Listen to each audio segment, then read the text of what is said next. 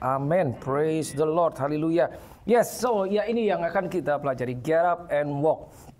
Ya, to be honest sebetulnya ada hal lain yang ingin saya sampaikan, tapi seakan-akan ada ayat ini stuck terus. Kayaknya Tuhan mau kita belajar something dari ayat ini.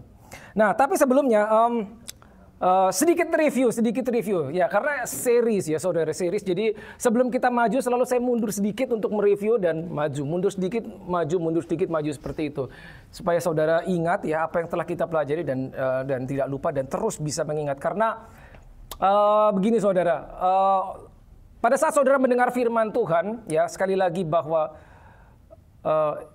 sayangnya itu tidak otomatis nempel di dalam hati kita dan kita bisa gunakan terus. Tidak otomatis nempel. Nah, kalau saudara, kebetulan saya dan istri saya aktif di seputar pendidikan. Jadi ada yang namanya belajar, proses belajar itu di dalamnya selalu ada yang namanya repetition. Kalau saudara masih ingat zaman dulu di Indonesia kita kenal yang namanya ulangan ya, tahu kan? Tentunya sesuai namanya ulangan berarti mengulang apa yang telah dipelajari. Mengulang tujuannya satu sebetulnya, supaya tidak lupa. Ya, jadi so I believe repetition is so important. Juga dalam hal kita mempelajari firman Tuhan selalu akan ada yang namanya repetition, pengulangan.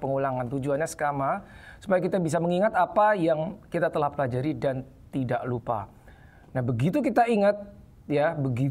ingat baru kita bisa menerapkan.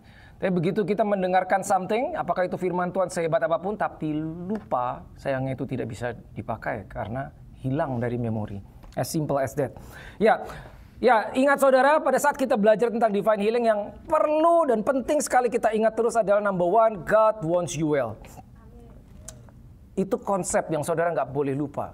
God wants you well. Selalu dan selalu, in any condition, God wants you well. Full stop.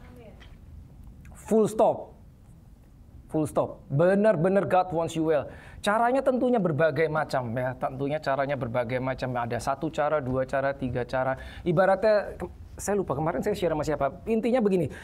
Ilustrasinya, kalau saudara ada di sisi, ada sungai di depan saudara dan saudara mau menyeberang. Ya, sungai tapi saudara mau menyeberang. Tentunya ada berbagai cara untuk saudara sampai ke seberang. Ya. Cara yang dipakai mungkin berbeda-beda akibatnya dan effortnya. Saudara bisa langsung terjun ke sungai dan berenang, cepet lah, ya seperti itu. Tapi basah, nyampe, tapi basah, gitu loh. Ada risikonya, ada mungkin di tengah terlalu lelah lalu bisa tenggelam atau mungkin ada buaya atau apa, ya. Atau saudara bisa lempar tali ke seberang dan pakai tali, itu juga another cara yang lain. Atau mungkin membangun sebuah jembatan. Ya, sampai juga ke seberang, kering, tapi harus bikin dulu jembatan. Atau mungkin saudara tengok kiri kan, oh itu ada jembatan tapi tinggi, saudara harus manjat dulu, ada effortnya, sampai juga ke seberang. Sedikit lebih lama tapi kering, safe. Ya. Tapi intinya adalah dari sini saudara harus sampai ke sana. Seperti itu. Kita belajar tentang divine healing, ini luas sekali, dan kita belum masuk ke divine healing training. Ya, nanti kalau saudara berminat yang ingin mendalami, kita akan masuk ke yang namanya divine healing training. Itu beda dengan, bukan beda, dalam arti lebih dalam lagi, lebih jauh lagi dibandingin apa yang kita pelajari hari Minggu pada saat sermon seperti ini.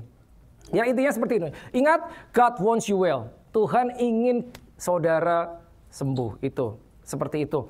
Itu yang perlu saudara ingat dan jangan lupa. Dan tentunya masih banyak lagi hal yang perlu kita pahami. Nah, sebelum kita masuk ke ini, get up and walk, mari kita lihat dulu di Acts 10:38 boleh. Tolong multimedia, Kisah 10 ayat 38. Nah, ini saya ambil yang bahasa Inggris karena bahasa Indonesianya sedikit beda sekali lagi. Ya, Acts 10:38 New King James Version. Now this is amazing. Ayat ini mungkin kita udah pernah baca berkali-kali ya, ini perjanjian baru. Tapi tiba-tiba ada sesuatu yang muncul yang saya mau share sama saudara. How God anointed Jesus of Nazareth with Holy Spirit. Stop sampai situ. Nah, kita tahu tentang Trinity. God, Father, Jesus, the Son, and Holy Spirit. Tiga-tiganya muncul di satu ayat. How God, the Father, anointed Jesus, the Son, with the Holy Spirit. Isn't that amazing? Yeah? And with power. Who went about doing good and healing all. Nah, perhatikan ini, healing all. Nah, ini seperti missionnya Yesus, healing all, bukan healing some. Semua. Seperti kita sudah belajar, Yesus tidak pernah membiarkan orang yang datang kepada dia sakit, pergi tetap sakit. Orang datang kepada Yesus minta tolong, dibiarkan, tidak ditolong. Nggak pernah ada kan, saudara? Ya. Healing all who were oppressed by the devil. Ya. Healing, harusnya kalau ada kata healing all who were sick. Bukan begitu. Tapi healing all who were oppressed by the devil. Ini menunjukkan bahwa oppression yang disebabkan oleh orang ini, the devil, bisa menyebabkan sickness and disease. Jadi ada hubungannya. Oke, ingat ya saudara. For God was with him.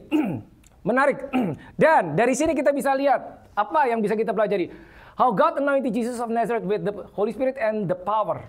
The power. Jadi di ayat ini kita bisa melihat adanya the power of God. That's number one. Lalu berikutnya, who went about doing good. Berarti kita bisa lihat the goodness of God. And healing all who were oppressed by the devil, for God was with him. What is that? The presence of God.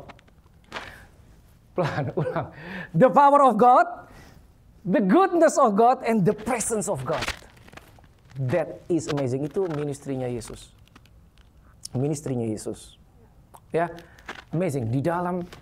Di dalam satu ayat saja banyak yang muncul. The power of God kita lihat di situ, the goodness of God dan the presence of God. Ya, terakhir, for God was with him. Nah, satu ayat lagi boleh, 1 John 3 verse 8. 1 Yohanes 3. Nah, ini dia.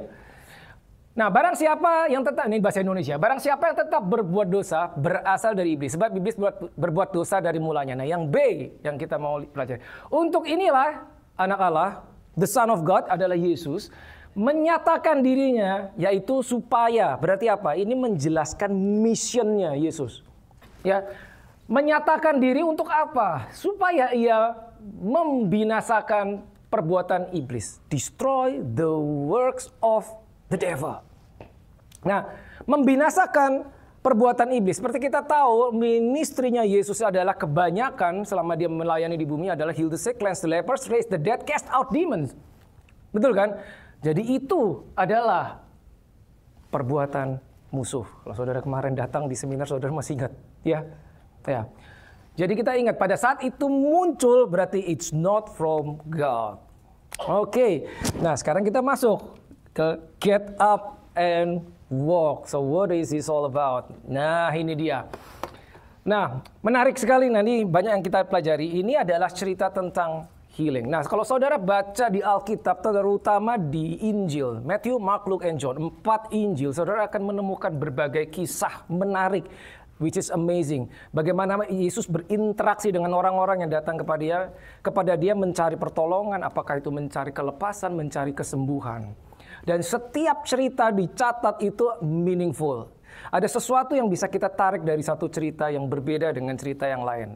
Healing after healing stories kita akan lihat. Nah, ini menarik sekali. Nah, apa yang kita akan pelajari, ini versi bahasa Indonesia saya ambil ya. Ada banyak hal. Nah, ini cukup panjang tapi saya akan go through verse by verse. Ya, Markus 2 ayat 1 sampai 12.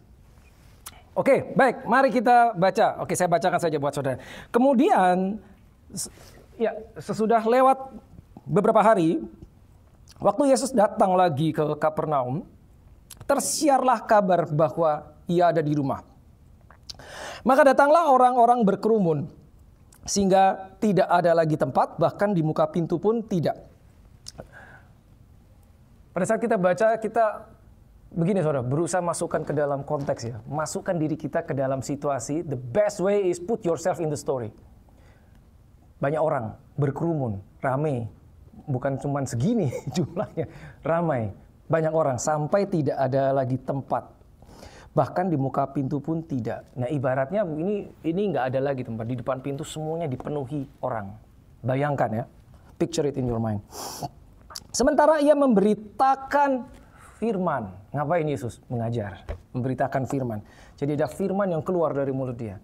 Sedang dia memberitakan firman kepada mereka, ada orang-orang datang membawa kepadanya seorang yang lumpuh. Digotong berapa orang? 4 orang. Orang lumpuh satu digotong 4 orang. Oke, bayangkan ya, kayak ditandu gitu loh. Jadi orangnya lumpuh, jadi dia nggak bisa berdiri, ya, digotong 4 orang. Ya, nah tentunya kita tahu bisa menebak orang lumpuh dibawa kepada Yesus supaya apa? Supaya disembuhkan. Itu kan, as simple as that. Ya, tetapi mereka tidak dapat membawanya, tidak dapat membawa orang itu kepada Yesus karena orang banyak itu. Lalu mereka membuka atap yang di atasnya. Ya, saudara pasti pernah dengar cerita ini. Ya, 4 orang membawa 1 temannya. Mau datang kepada Yesus, nggak bisa. Banyak orang, tapi mereka tidak menyerah. Ya, saya percaya bahwa saudara bahkan sampai sini sudah bisa sense something, mempelajari sesuatu, tidak menyerah. Ya, gimana caranya supaya masuk? Tidak dapat membawanya kepada Yesus karena orang banyak itu, lalu mereka membuka atap yang di atasnya. Nah, ini cukup aneh. Tiba-tiba, ini lagi ibadah. Gubrak, ini udah kebuka. Saudara bayangkan gitu, ini kebuka nih tiba-tiba. Yesus lagi ngajar, tiba-tiba, loh, kok terbuka? Atap terbuka, terus ada orang diturunkan kan? Oke, kita baca dulu. Ya. Lalu mereka buka atap di atasnya. Ya. Nah, sesudah terbuka, mereka menurunkan tilam tempat orang lumpuh itu terbaring. Sebentar. Think about this. Mari kita masuk ke dalam cerita. 1 orang digotong berempat. Karena nggak bisa masuk, mereka manjat. Kepikir nggak? Manjatnya gimana? Itu bukan tangga loh. I believe mereka manjat ladder. Tangga yang apa? Ladder tau nggak? Yang vertikal gitu loh. Gimana bawa orang tandu berempat manjat? How did they do that? Gimana? Apa yang kita pelajari? It's not easy. Susah ternyata. Perlu effort. Ya, manjatnya gimana gitu. Ini zaman dulu saudara. Mungkin bukan tangga yang begini, yang tangga lurus gitu loh. Tangga bambu tau kan yang kalau di Indonesia itu. Manjat bawa orang lumpuh. Beresiko toh. Kalau jatuh nggak sembuh malah lebih parah. Berempat. Jadi satu kita pelajari idenya ini cukup apa ya? Cukup beresiko. Dan lihat, yang sakit 1 orang, yang datang berarti berlima, yang sakit plus 4 orang. Nah, Alkitab tidak menjelaskan di situ ini idenya siapa, idenya yang sakit, apa idenya ke-4 orang temennya. Bisa jadi yang sakit bilang, tolong dong aku pengen sembuh, tolong, itu kayaknya ada Yesus tuh yang tukang nyembuhin. Please bring me to that guy so that I can be healed. Ya udah deh bawa gitu. Mungkin seperti itu, kita tidak tahu. Tapi dibantu oleh 4 orang. Ingat, jadi ini detail yang akan kita pelajari. Ya. Ketika Yesus melihat imannya siapa? Mereka. Wow, this is amazing. Ketika Yesus melihat iman mereka, apa yang kita pelajari? Corporate faith. Nah, seringkali kita in a situation, we are in a situation, kita ada kesulitan, apa kita mengalami gangguan, apa mengalami simptom, seorang orang bilang sakit. Kita beriman supaya kita sembuh, atau kita berdoa datang kepada Yesus. Tapi ini iman mereka. Bukan dibilang ketika Yesus melihat iman orang yang sakit. Jadi kalau dari konteks kalimatnya, kemungkinan ini adalah inisiatif yang gotong. Yang sakit 1 soalnya kan. Yang gotong 4. Ketika Yesus melihat iman mereka, ya oke, mungkin 5-5-nya beriman bisa juga. Tapi most likely adalah iman yang gotong. Saya nggak tahu bagaimana mereka bisa tanda kutip begitu nekat dengan risiko seperti itu. Ketika Yesus melihat iman mereka, apa yang bisa kita pelajari? Kalau kita sedang mengalami sesuatu, kita perlu iman, itu ternyata bisa saudara. Jadi yuk kamu bisa bantu nggak kita beriman bareng yuk. Itu bisa ternyata. It's in the Bible. Gitu loh. Jadi kita bisa berdoa sendiri, wah sampai keringetan mungkin kita berjuang sendiri, tapi kita bisa datang kepada orang-orang yang percaya. Will you help me? Let's join our faith. Yuk kita berdoa untuk satu hal. Bisa saudara. Kita mengatakan itu bisa. Jadi corporate faith itu real, bisa. Nah bisa bayangkan saudara kalau kita sebagai satu tubuh Kristus, satu gereja berapa orang? 20, 30, 40, 100 orang. Kita beriman untuk satu hal yang sama. Bukankah itu akan amazing? Amin. Itu yang kita bisa pelajari. Ketika Yesus melihat iman mereka, berkatalah ia kepada orang lumpuh itu. Berkata bukan kepada mereka, berkata kepada yang sakit itu, "Hai anakku, dosamu sudah diampuni." Wait sebentar.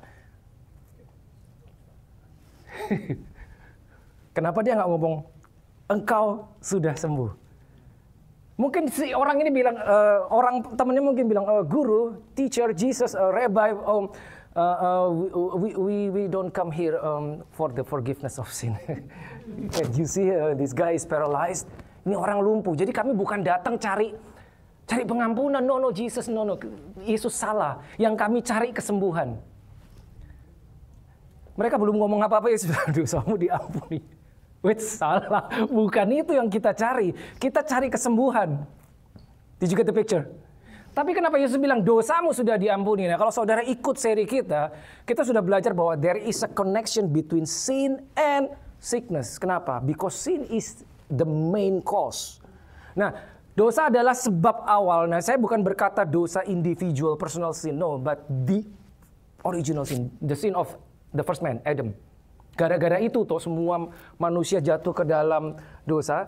Gara-gara itu maka sickness, disease, death masuk. Kalau tidak ada dosa yang pertama kali, maka segalanya tidak akan menjadi buruk. Betul? Jadi itu connectionnya. Jadi bukan berarti, kayak saya berdosa. No, I'm not talking about personal sin or individual sin, but the sin, the very first one. Oke, nangkep ya saudara? Lihat, dosamu sudah diampuni. Kelihatannya salah alamat gitu. Enggak, bukan itu yang dicari. Orang jelas orang lumpuh, mestinya langsung bangkit dan berjalan atau. Tapi enggak. Dosamu sudah diampuni. Nah, ini menarik saudara. Tetapi di situ ada juga duduk beberapa ahli Taurat. Ya, mereka berpikir dalam hati, mengapa orang ini berkata begitu?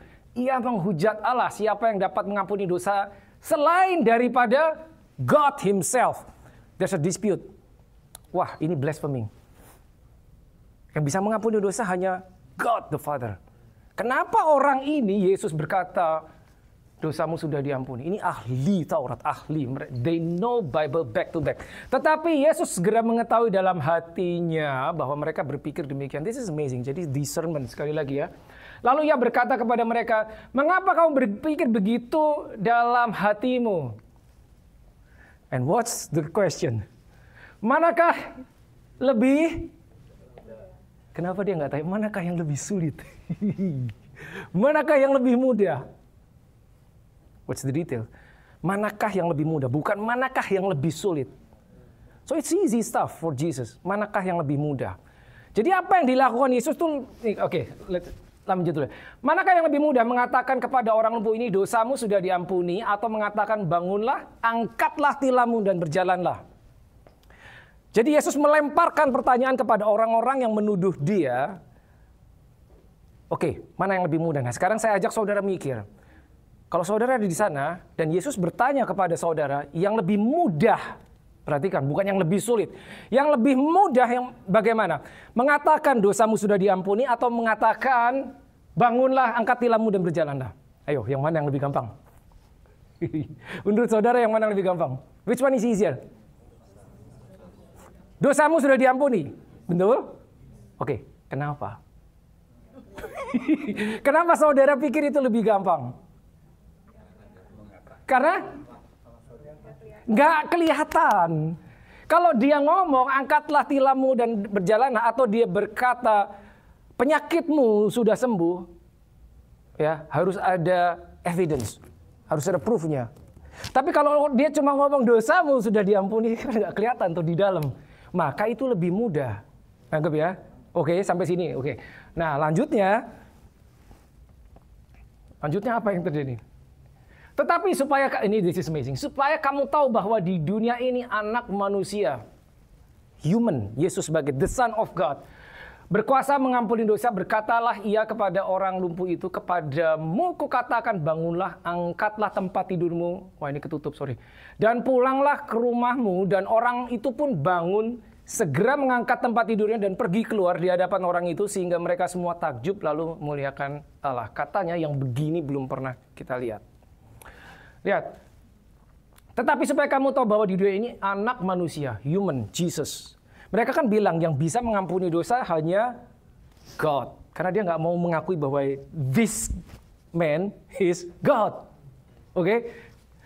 Bahwa di dunia ini anak manusia berkuasa mengampuni dosa. Berkatalah ia kepada orang lumpuh itu, angkatlah tilammu dan berjalanlah. Jadi gini loh. Karena Yesus tahu bahwa mereka tahu yang lebih mudah adalah mengatakan dosamu sudah diampuni karena nggak kelihatan. Maka dia melakukan yang lebih sulit. Sehingga tanpa harus membuktikan, dia membungkam mulut mereka bahwa kalau dia bisa melakukan yang lebih sulit, yang lebih mudah, pasti bisa. Did you get it? I'll do it again. Kelihatannya pada bingung. Lihat, mengatakan bangkit dan berjalanlah lebih susah karena perlu bukti, betul? Mengatakan dosamu sudah diampuni lebih mudah karena nggak kelihatan.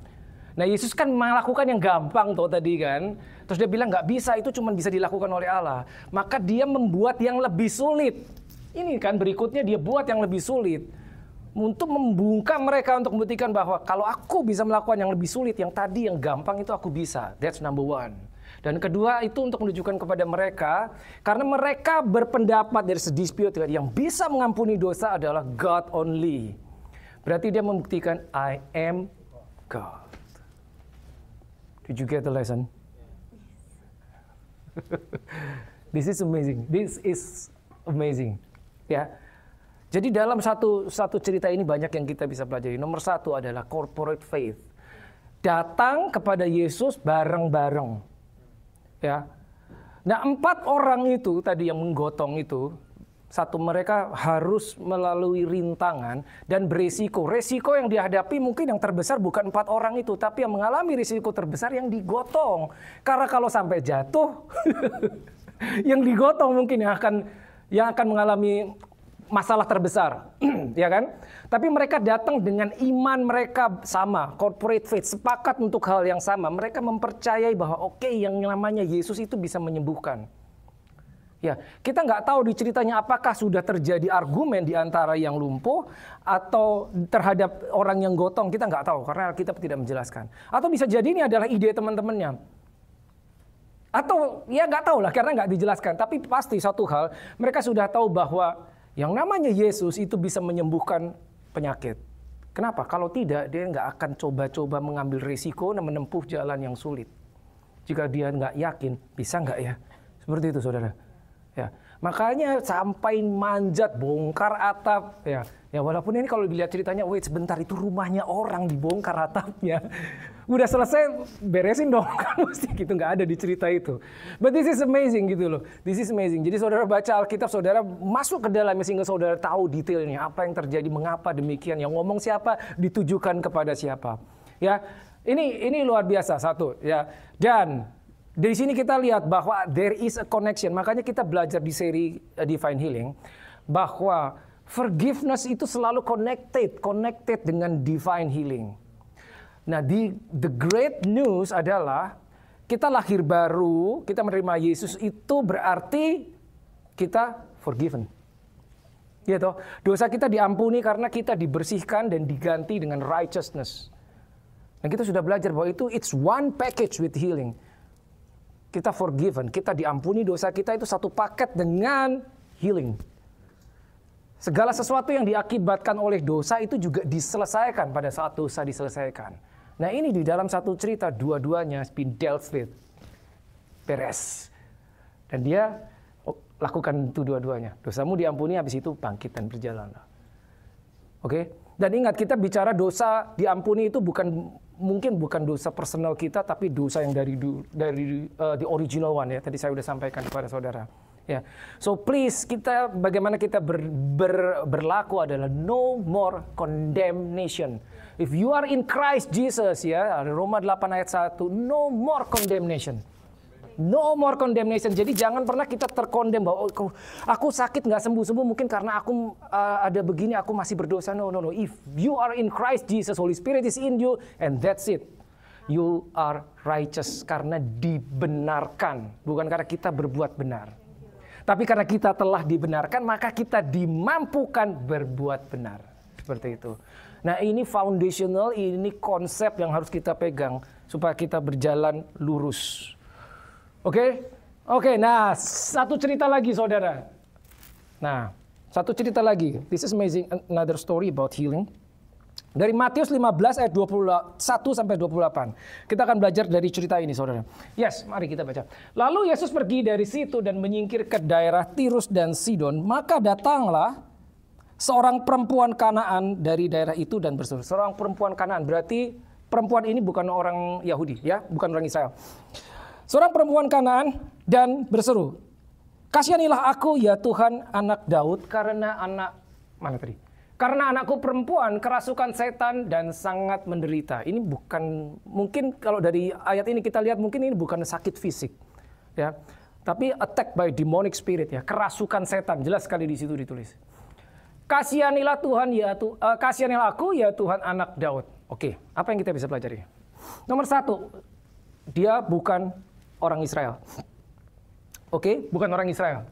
Lihat apa yang dia katakan. Ya Tuhan, anak Daud. Ya Tuhan, anak Daud. Now ini nggak masuk akal. Karena seorang yang bukan orang Israel tidak ada urusannya dengan ini, kalimat ini. How did she know?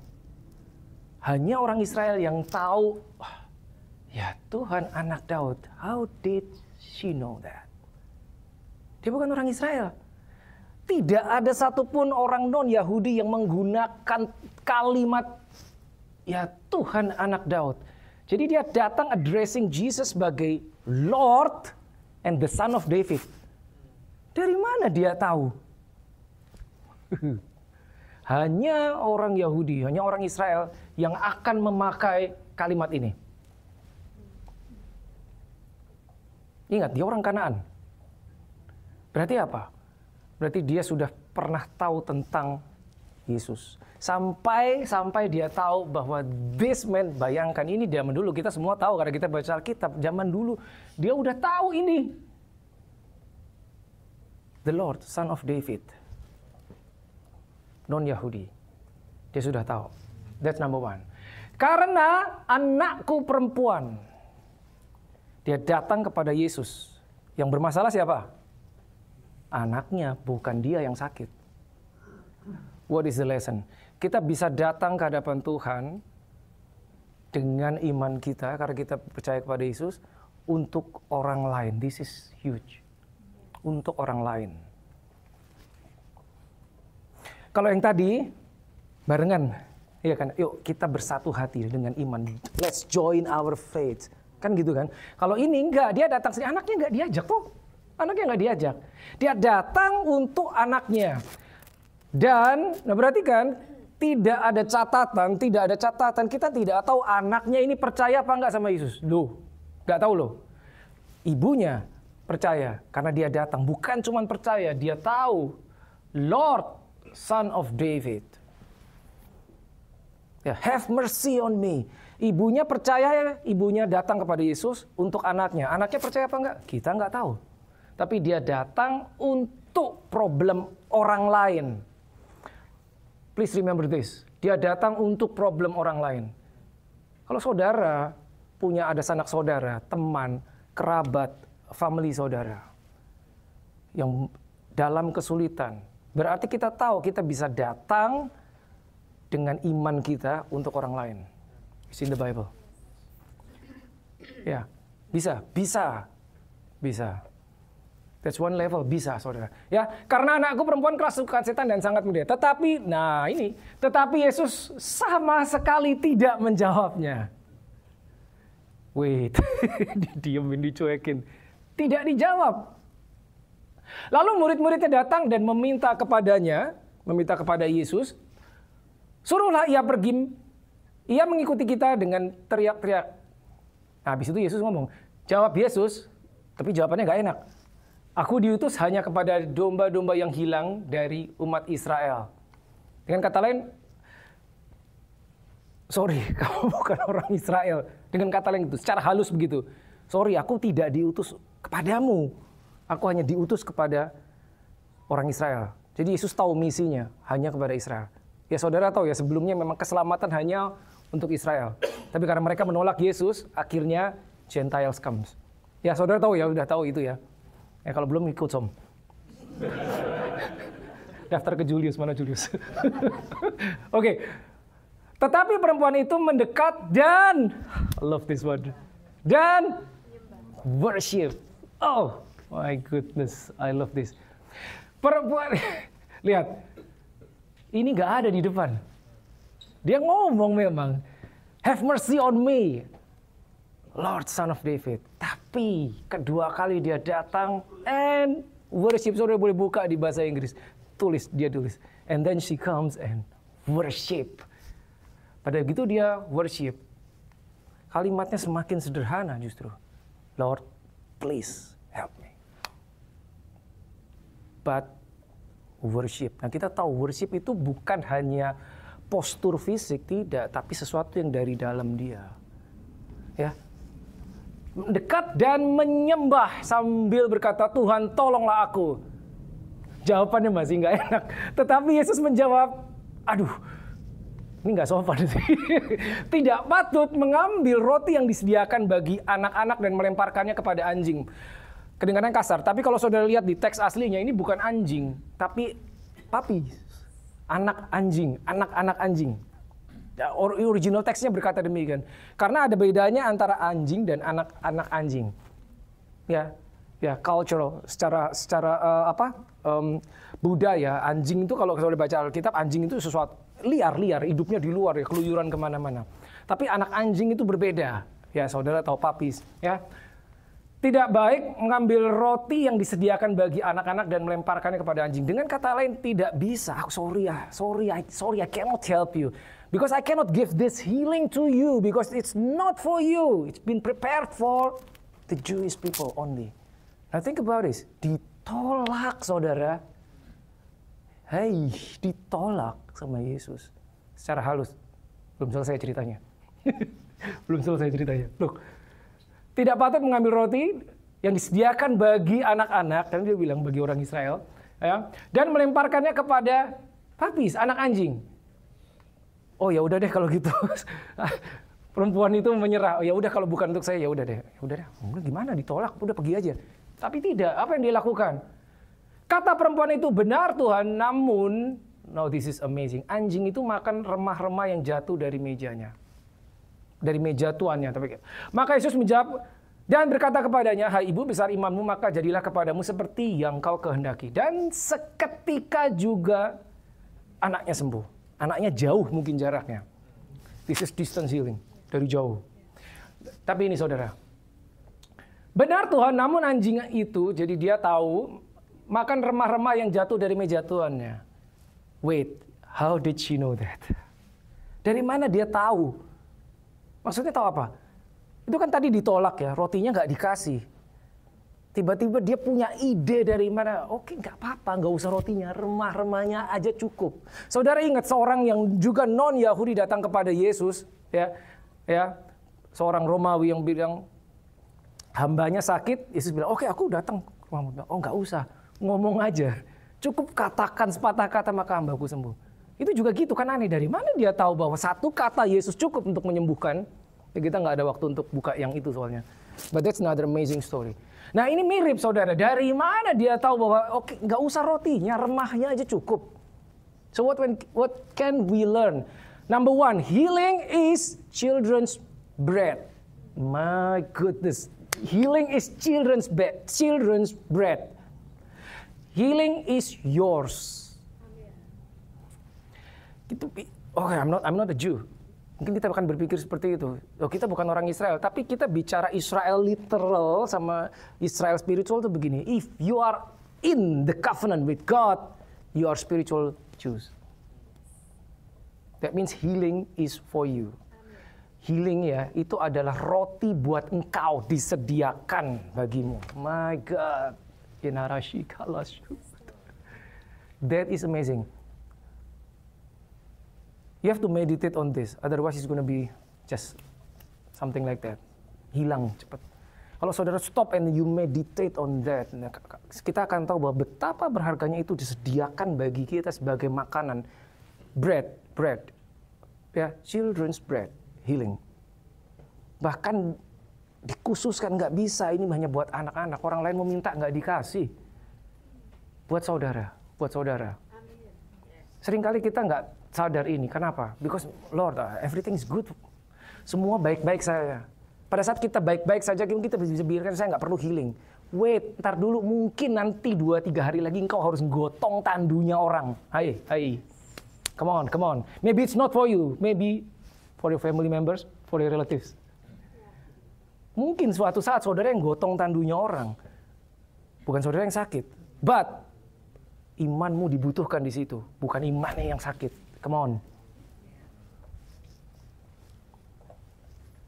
Tapi itu nggak bisa kalau saudara tidak punya faith yang sama. Gitu loh. Jadi meskipun kita sedang baik-baik, puji Tuhan, everything is good. But remember, you have the provision for you. Yes. And the amazing thing is what? You can take whatever actually given for you, for other people. So, bisa diambil untuk orang lain. Lanjut ya.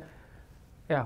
Kata perempuan itu, benar Tuhan, namun anjing itu makan remah-remah yang jatuh dari meja tuannya. Maka Yesus menjawab dan berkata kepadanya, hai ibu, besar imanmu. Stop dulu. Saudara tahu ya bahwa Yesus jarang memuji orang dengan, oh besar imanmu.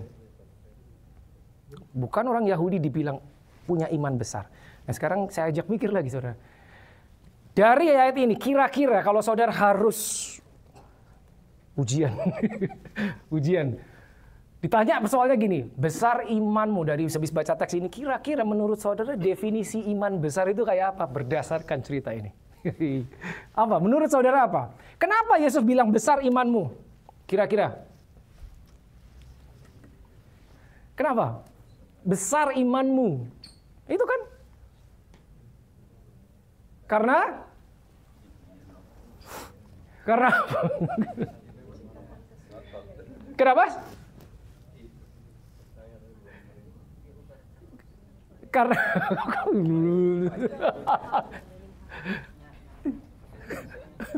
I know this is not a seminar, but ya. Kenapa? Oh, karena remah-remah aja tahu. Oke, that's a good one. Karena dia bisa punya kesimpulan, nggak usah rotinya, remah aja cukup. Jadi itu dianggap Yesus sebagai iman besar. Oke, good. Ada lagi pendapat lain? Karena dia yakin Tuhan pasti sembuhkan. That's a good one. Ada lagi. Kenapa dibilang imannya besar? Karena ngotot. Menarik. Ngotot, nggak udah ditolak, dia nggak mundur. That's a good one. Itu menarik sekali. Karena ngotot. Udah ditolak loh, bener. Dan dia nggak mundur. Maka dibilang, oh besar imanmu.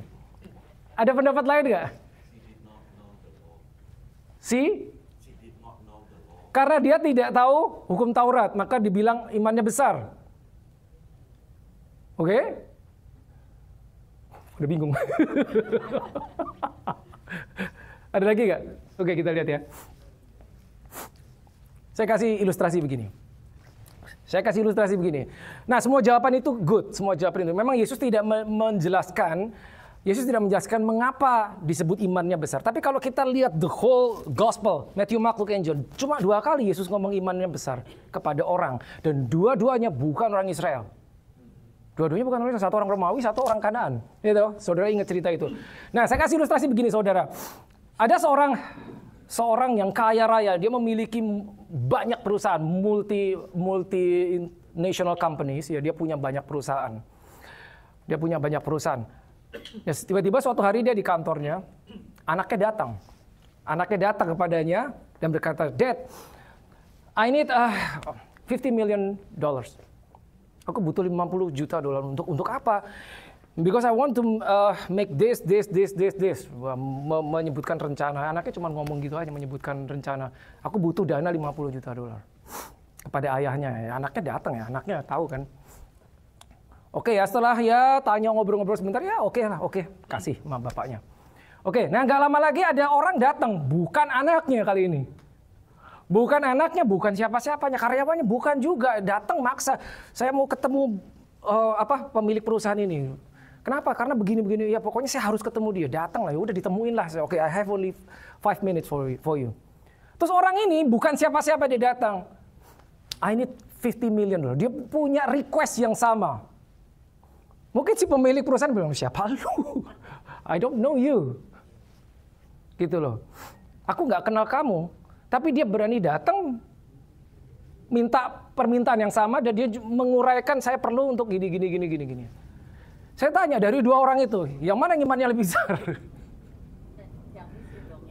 Yang kedua, kenapa? Yang pertama mungkin imannya nggak perlu iman bahkan ya. Gua anaknya, udahlah, aku anaknya, I can ask my dad. Tapi yang kedua, karena dia seharusnya, dia seharusnya not qualified. Tapi dia berani datang. This woman, he's not a Jew. She's not a Jew. Dia nggak qualified.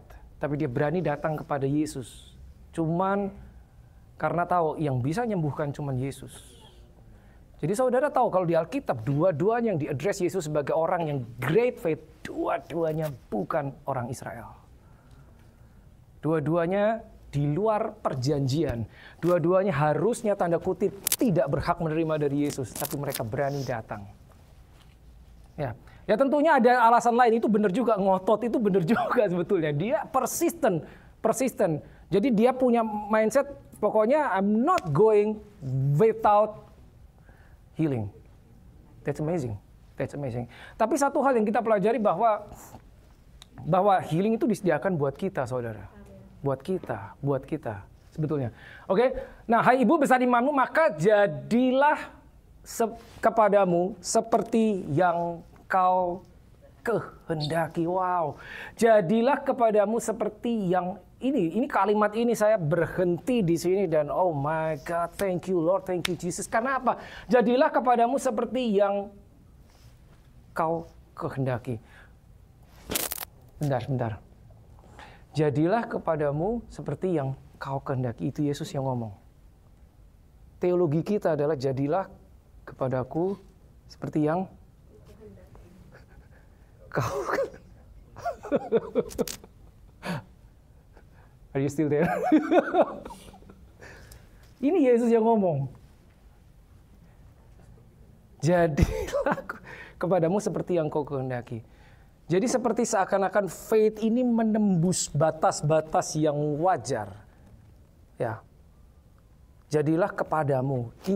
Intinya seakan-akan Yesus ngomong, oke, karena kamu sudah tahu, sudah menembus batas dan imanmu itu diadres, dinyatakan oleh Yesus, kamu punya iman besar. Jadi sekarang apapun yang kau mau.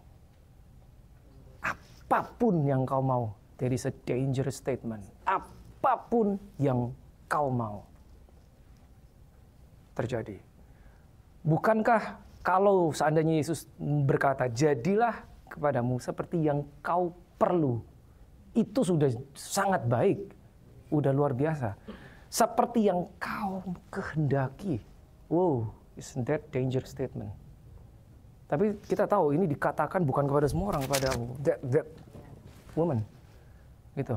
Nah, another lesson yang kita pelajari dari statement terakhir, jadilah kepadamu seperti yang kau kehendaki. Begini saudara, kita belajar tentang divine healing. Kita sering kali pada saat kita berada dalam situation, apakah kita mengalami symptoms, apakah situasi lain yang tidak berkaitan sama sakit penyakit, kita berdoa datang kepada Tuhan. Tapi satu kadang sering kita lupa apa enggak? Tahu enggak apa? Pertanyaannya pada saat kita tahu kita memiliki iman, pada saat kita datang kepada Tuhan, pertanyaannya ini, are you expecting to get the answer? Apakah kita masih punya expectation? Kita datang kepada Tuhan, worship team boleh kembali, tapi apakah kita datang dengan harapan? Ini beda saudara, beda. Kita berdoa, Lord, I'm in situation, please help me. I need your help. I need the healing, misalkan seperti itu. Tapi kita lupa berharap. Kita datang, kita berdoa, tapi kita lupa berharap. Begitu kita selesai doa, and we close our prayer with amen, oke, amen, udah. Habis itu udah, kita lupa, kita tidak berharap. Maksudnya apa? Kita tidak mengharapkan. Seakan pokoknya udahlah, aku udah doa, udah jebret, aku tutup, udah. And then it's like set and forget. No expectation. Tidak lagi berharap. Saudara tahu kan bahwa between amen, amen berarti after you close your prayer with amen until the manifestation, sampai jawaban doa itu muncul, that is the battle. Karena apapun bisa terjadi di antara aminmu itu dengan jawaban doamu itu, apapun bisa terjadi. Expectation is very important. Harapan kita jangan sampai hilang di periode saat menanti. Menanti itu harapan kita jangan hilang. Maksudnya apa harapan kita jangan hilang? Maksudnya adalah kita tetap berdiri di janji Tuhan. Itu harapan. Harapan. Sehari nggak kelihatan, yang ditunggu nggak datang, belum datang. No problem. Hari kedua terus berharap, terus berharap. I know this is not easy stuff. Kadangkala kalau kita menunggu yang ditunggu nggak datang-datang, harapan kita turun terus sampai nol, hilang. Akhirnya ya udahlah, mungkin bukan untukku. No, it's for you. It's for you. You are in the covenant. Jangan lepas yang satu itu. Itu identitas. Harapanmu di dalam Kristus tidak akan pernah hilang. Tidak akan pernah mengecewakan. Sampai the moment terjadilah apa yang kau kehendaki. Haleluya. Let's pray.